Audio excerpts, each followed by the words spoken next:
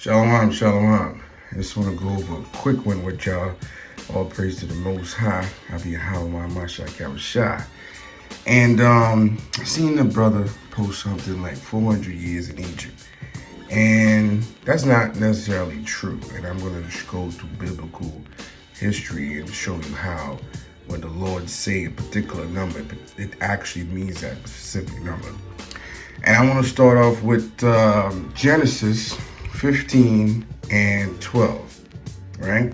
So now this is the backdrop of this. This is Abraham getting the vision of what will happen to his seed in the future.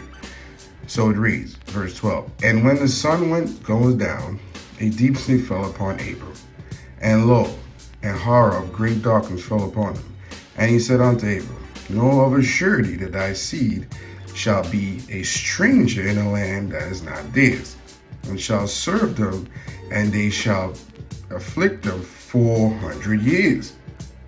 And also that nation whom they serve will I judge afterwards, shall they come out with great substance.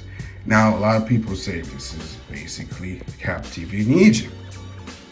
But when we get to what Moses says, right? And Moses does this for a specific reason. When we get to Exodus 12 and 40, it reads, now the sojourning of the children of Israel who dwelt in Egypt was 430 years.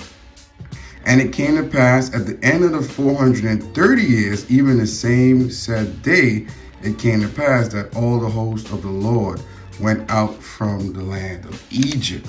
Now that's very important to understand, because Moses is making a differentiation from these 400 years, right? Because when you read down this chapter, it tells you right here, this is part of the blessing that Abram is going to get, right? In that same day, the Lord made a covenant with Abram, saying, unto thy seed have I given this land from the river of Egypt onto the great river Euphrates. Now, if the Lord just says you're going to be a stranger in the land is not theirs, why is the Lord telling us that the river of Egypt onto great river Euphrates is going to be ours, right? And guess what? This has never happened, because I'm going to show y'all the great river Euphrates right here on my phone, so y'all can get a better understanding of it, right? I'll show y'all right here the great river Euphrates. When you do zoom out and you look at how far that is, that's in Iraq. Now Israel is way over here, brothers. We never conquered all this. All this supposed to be our land according to the promise and the covenant made with Abram. All this. So how would this be stranger in the land when all is our land?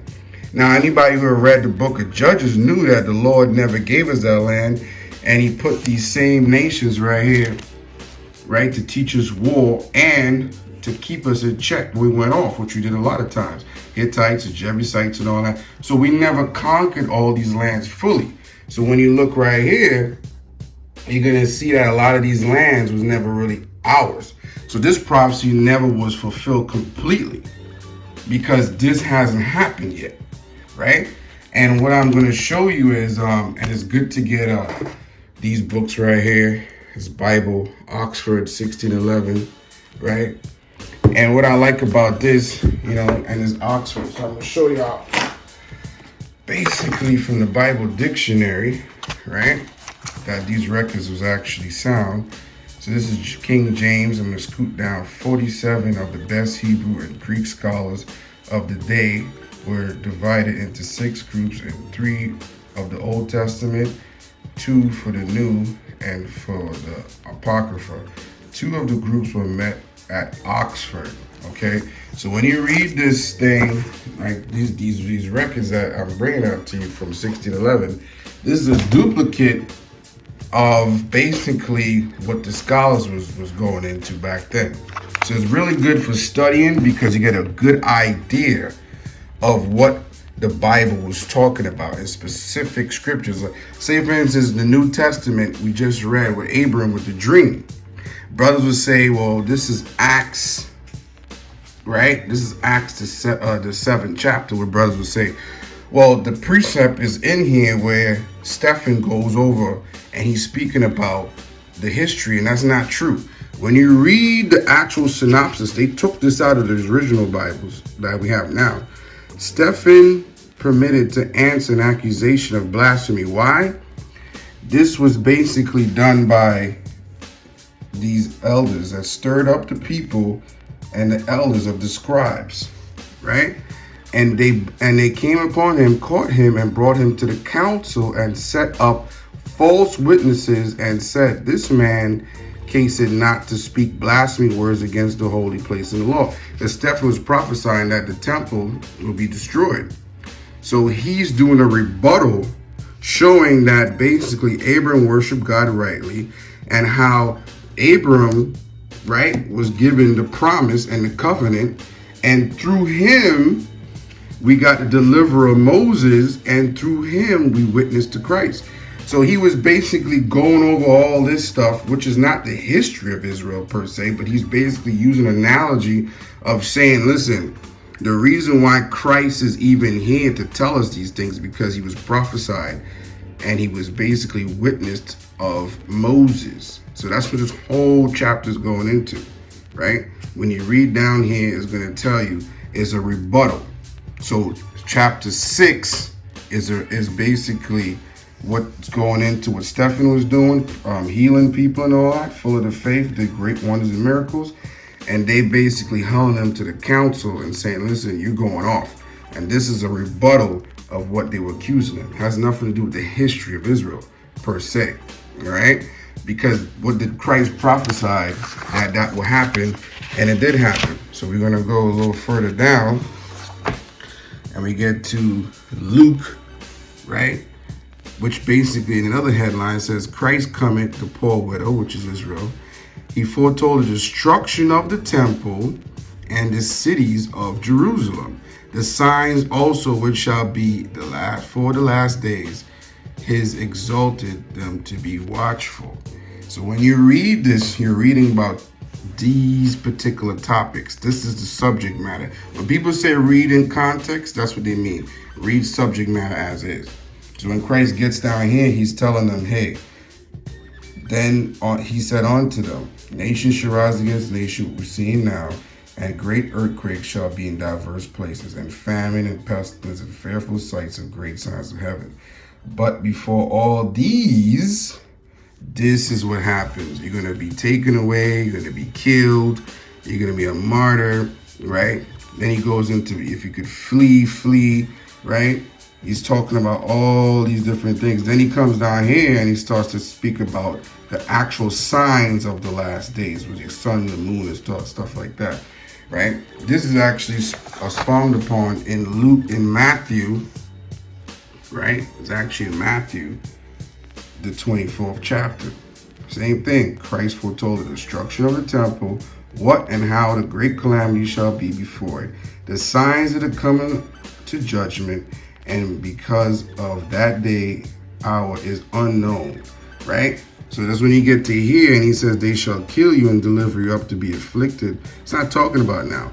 He was talking to the disciples back then. This is the precepts right here. Luke 21 and 12, chapter 10 and 17 of Matthew, and John 16 and 2. That's why it's an asterisk right there. These are the proper understanding of what you're reading. Because if you don't read this thing properly, you're going to start to teach people a flea doctrine. Because you're going to say, listen, they're coming to kill you. You got to leave the country and all those other things. Arm up and all that. Christ is not telling you that. Christ is telling you right here.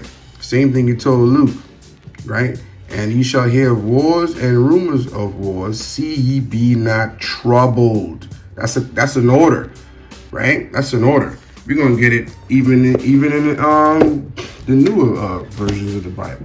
The Lord is saying, "Be ye not troubled," right? So if you're being in trouble and fearful, something's wrong. You're misinterpreting the prophecy. That's an order, right? We're gonna tell you right here. This is in red. This is in red ink, which is the highest level that you can speak to someone, which is a king. Only a king is allowed to write in red.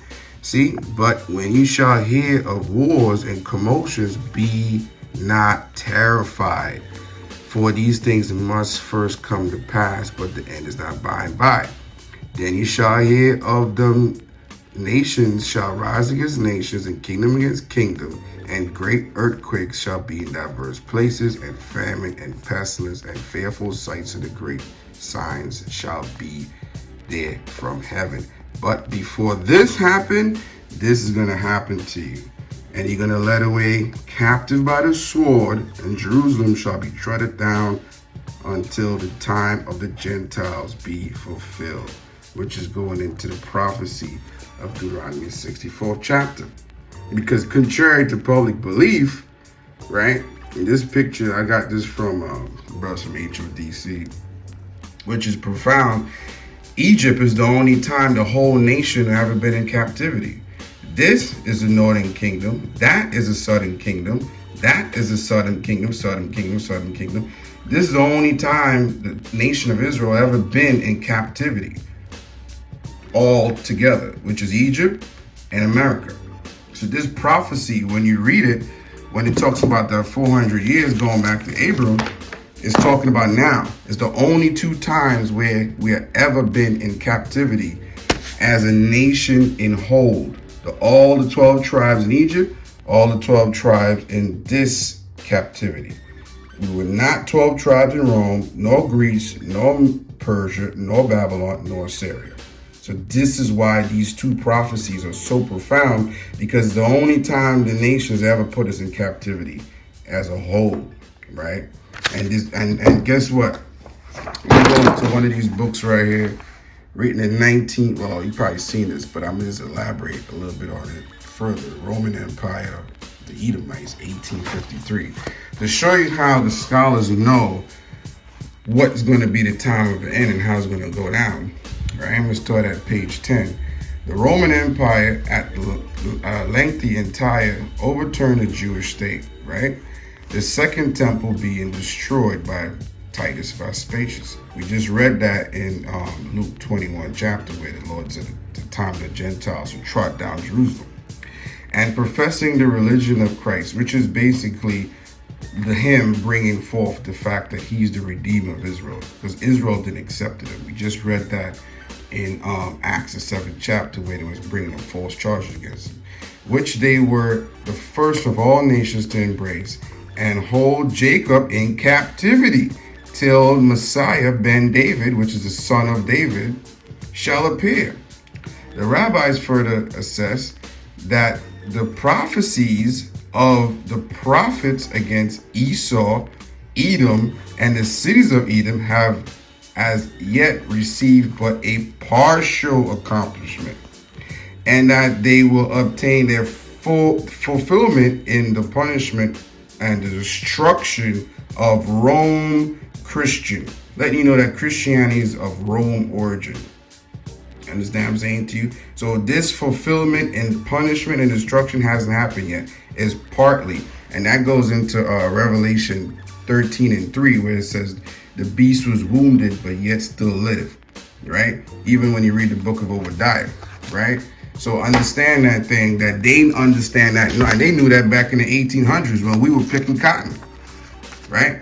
And to show you another one, I'm going to end it off here in the book of Revelation. The Lord is a stickler when it comes to time, right? Understand that thing. The Lord don't play when it comes to time, because this is called spiritually Sodom and Egypt. That's why the Lord made reference to it, because this is the only time all the Israelites are going to be in captivity altogether. Benjamin, Levi, Ephraim, Manasseh, Zebulun, Naphtali, etc. We're all in captivity again, like we were in Egypt, right? And when you understand how the Lord is oppressed for time, the Lord is going to give you the time where he says here, right? After this, they killed us, right? Let's get the context we're reading it.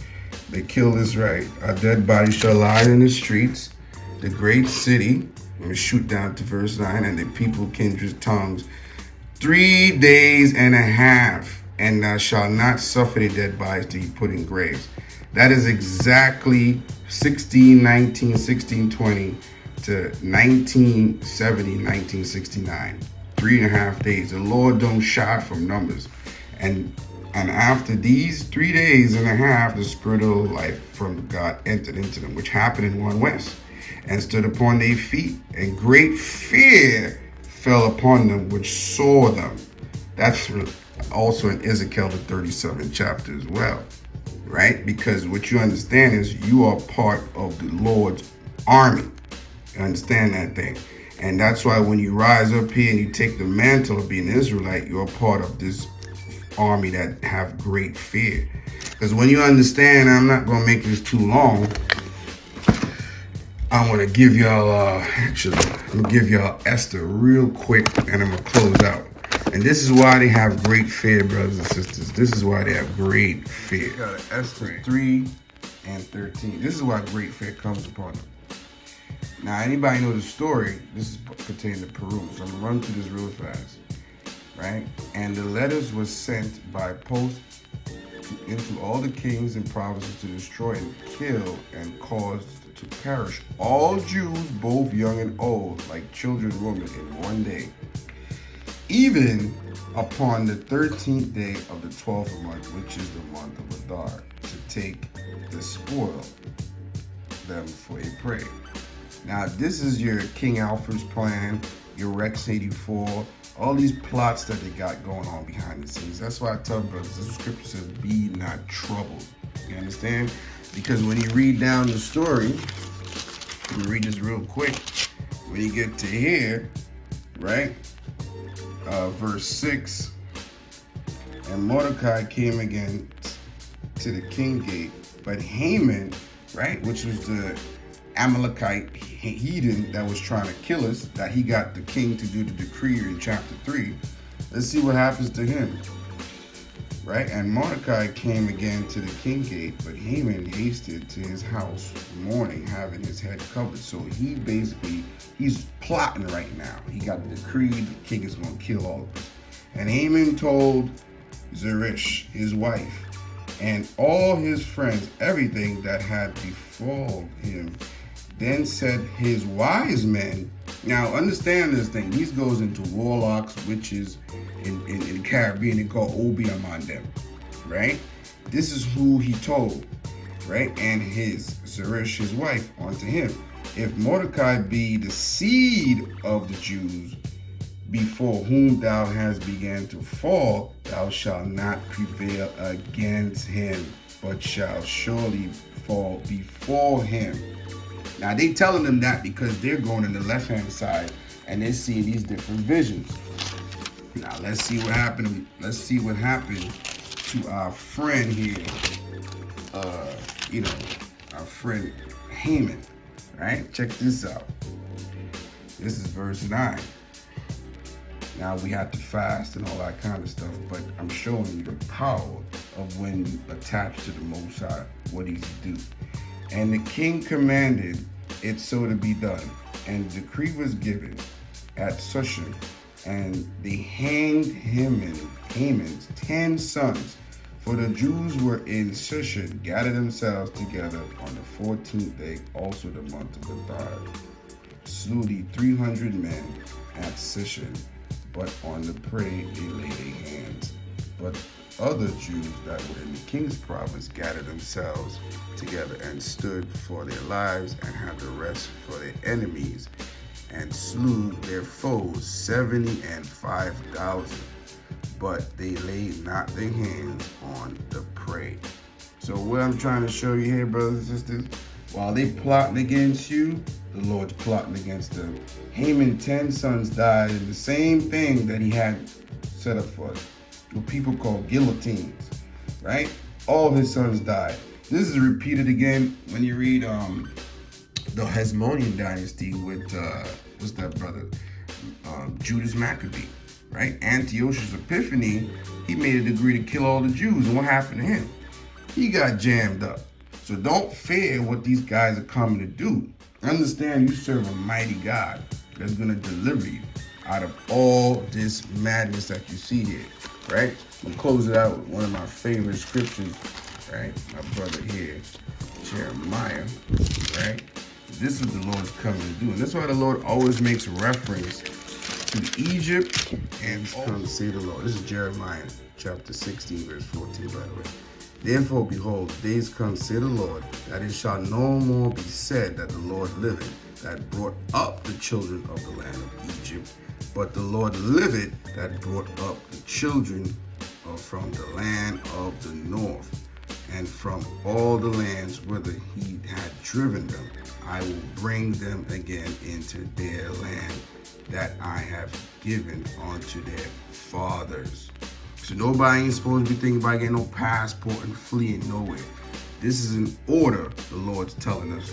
Just like the Lord told us in Luke 21, be not terrified. Understand that the Lord is the commander in chief, and what he say goes. Understand that thing. What he say goes.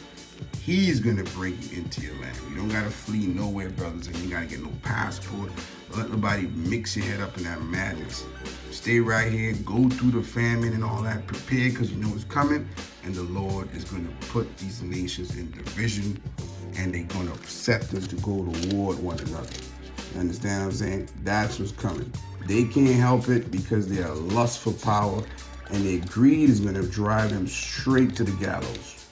Straight to the gallows, right?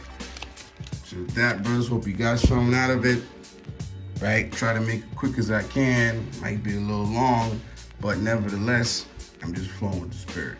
With that, brothers, your boy Zacharias, to all my 12 tribes of Israel scattered worldwide, God rock the side. All praise to the Most High.